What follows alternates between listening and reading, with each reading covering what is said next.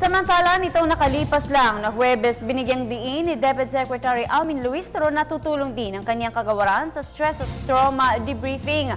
Ito ay para sa mga estudyante at guro na naapektuhan ng kaguluhan sa Zamboanga City. Si George Bandola ang ating tagapagbalita.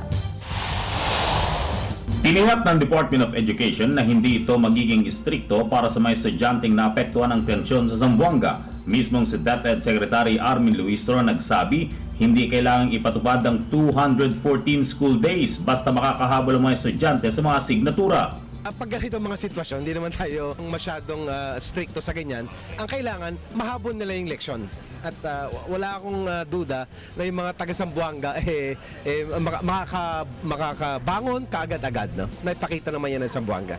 Yun ang mga eskwela na may konting kumpuni o kaya ay nasunog. Titingnan kung paano maibibigyan kaagad ng funds. Dagdag pa ni Luistro, tutulong ang DepEd sa stress and trauma debriefing sa mga estudyante at guro na naapektuhan ng nangyaring bakbakan. Posible rin na ilipat ang mga estudyante na direktang nasira ng mga eskwelahan sa mga eskwelahan kung saan sila lumikas o di kaya maglalagay ang DepEd ng special classrooms para sa mga ito sa mga eskwelahang di naapektuhan. Sa unang araw ng pagbubukas ng klase, meron tayong debriefing. Meron tayong mga 200 na mga teachers na trained para dito.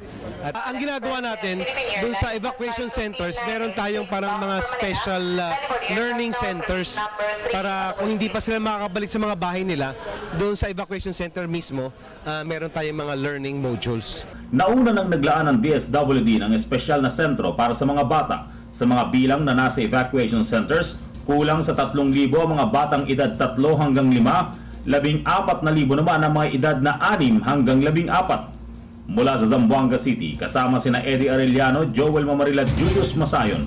Para sa Telebisyon ng Bayan, George Bandola.